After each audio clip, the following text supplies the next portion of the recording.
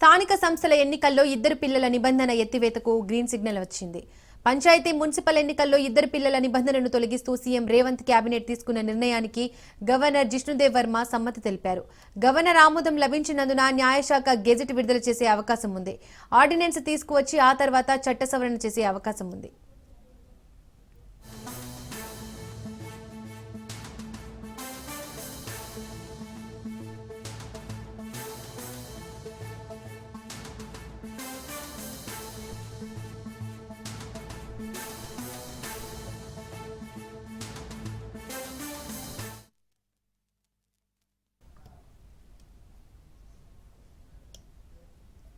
స్థానిక సంస్థల ఎన్నికల్లో ఇద్దరు పిల్లల నిబంధన ఎత్తివేతకు గ్రీన్ సిగ్నల్ వచ్చింది. పంచాయతీ మున్సిపల్ ఎన్నికల్లో ఇద్దరు పిల్లల నిబంధనను తొలగిస్తూ సీఎం రేవంత్ కేబినెట్ నిర్ణయం తీసుకుంది.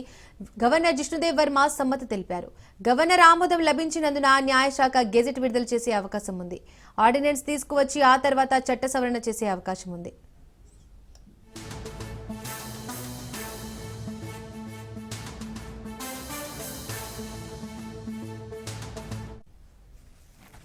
ఇదే అంశానికి సంబంధించి మరింత సమాచారం మా ప్రతినిధి సైదులు అందిస్తారు.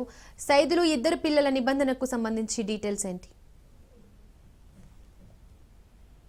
1994లో అప్పటి ప్రభుత్వం కుటుంబ నియంత్రణపై అవగాహన కల్పించడానికి ఇద్దరు పిల్లల నిబంధనను అమల్లోకి తెచ్చింది. 1994 తర్వాత మూడో సంతానం కలిగిన వారు స్థానిక సంస్థల ఎన్నికల్లో పోటీకి అనర్హులుగా మారారు. అది అందరికీ తెలిసిన విషయం. అయితే తెలంగాణ కేబినెట్ కీలక నిర్ణయం తీసుకుంది. స్థానిక సంస్థల ఎన్నికల్లో పోటీ చేసేందుకు ఉన్నటువంటి ఇద్దరు పిల్లల నిబంధన ఎత్తివేతకు కేబినెట్ ఆమోదం తెలిపి పంచాయతీరాజ్ చట్టం 2018లోని సెక్షన్ 21(3) తొలగించాలని కేబినెట్ నిర్ణయించి పంచాయతీరాజ్ చట్టం 2018లోని సెక్షన్ 21(3)ని సవరించే ఆర్డినెన్స్ పై ఆ శాఖ మంత్రి సీతక్క, ముఖ్యమంత్రి రేవంత్ రెడ్డి సంతకం చేసి కేబినెట్ ఆమోదం పొందిన తర్వాత ఆ యొక్క ఆర్డినెన్స్ ను గవర్నర్ జిష్ణుదేవ్ వర్మ దగ్గరికి పంపించారు. అయితే ఈ రోజు దానికి సంబంధించి గెజిట్ నోటిఫికేషన్ విడుదలయ్యే అవకాశం ఉన్నట్లు కూడా మనకైతే తెలుస్తుంది. స్థానిక సంస్థల ఎన్నికల్లో ఇద్దరు పిల్లల నిబంధన రద్దుకు సంబంధించి రాష్ట్ర ప్రభుత్వం తీసుకున్నటువంటి నిర్ణయం ఏదైతే ఉందో ఆ నిర్ణయానికి సంబంధించి